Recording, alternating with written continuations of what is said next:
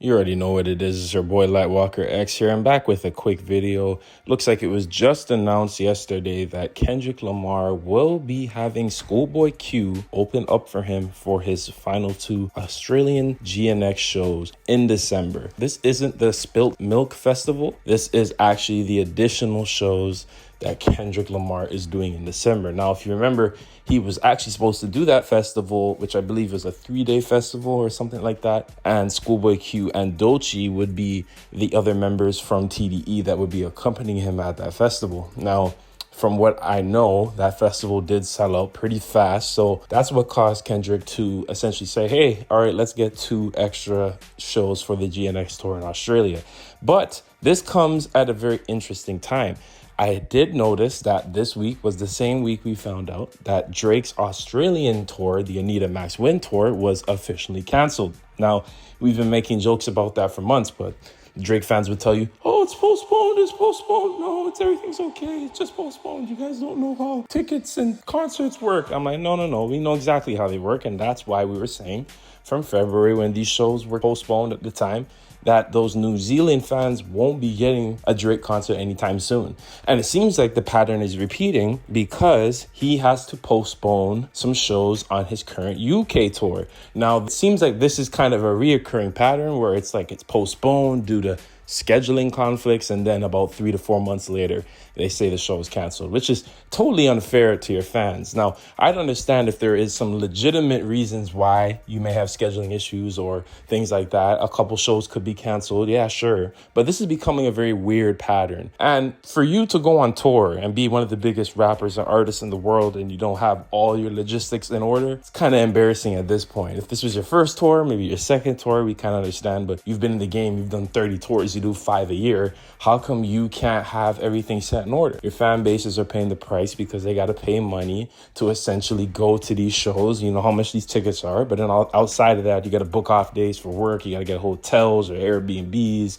You got to think about travel. You're buying drinks and all that. Like, it's a lot of money to go to concerts now, especially if you're traveling from outside of the country or wherever this concert is taking place. So we got to factor that in, right? UK, Australia, they now seem to be paying the price for what I believe is potential karma for Drake. Now, if you guys remembered, Drake allegedly canceled Schoolboy Q's Toronto concert back in 2024 in the middle of the beef. This was fresh after Not Like Us, so around June, end of June going into July, if I'm not mistaken. Schoolboy Q is scheduled to have a concert in Toronto at a venue called History. Now, if you don't know this venue, it's one of the newest venues in the city, just opened within the last 5 to 6 years. But Drake is a co-owner of this venue, right? OVO and Drake are co-owners of this venue. They helped found it, they helped built it, and they are the co-owners. Now, for whatever reason, it seems like TDE had booked the Schoolboy Q show at that venue. It was probably booked before the beef.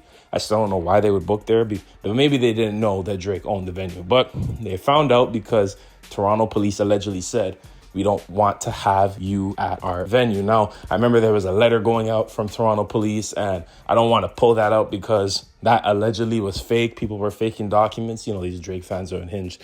It seems like Schoolboy Q came out and tweeted saying Toronto police doesn't believe that we could have a safe event, right? And that to me was just code for, oh, Drake, cancel your show. So is this all potential karma? Drake has been canceling shows allegedly and been playing nasty behind the scenes moves allegedly. So is this karma? It can't be by accident that the week we find out that your Australian shows are canceled, the same week we find out that Schoolboy Q will be accompanying and opening for Kendrick Lamar in a stadium in Australia, just a year almost to the day where you canceled Schoolboy Q's Toronto shows. Is that a coincidence? I think not. Kendrick Lamar, PG Lang, TDE, they know exactly what they're doing. As we know, the GNX tour, where the part where SZA accompanying Kendrick is now coming to an end. There's about 3 to 2 more shows left, and then there will be a month-long break before he goes to South America. So with the Australian tours coming up at the end of the year, it's my theory that Kendrick, PG Lang, TDE,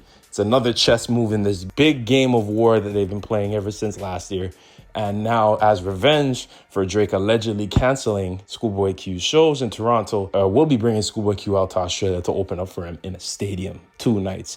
I'm jealous for you Australians, man. I would have loved to see Schoolboy Q open up. That's going to be an amazing show. And Does this mean that there's a Black Hippie album coming out? Does it mean that Black Hippie is on bodies? We've been seeing Kendrick wearing these new jackets and with card game symbolism, right? We've also seen the dice symbolism. There's a lot of things he's been putting up on tour, a lot of things he's been wearing that kind of allude to the potential release of a Black Hippie song or potential project. Now, what do you guys think? Do you think we're getting bodies?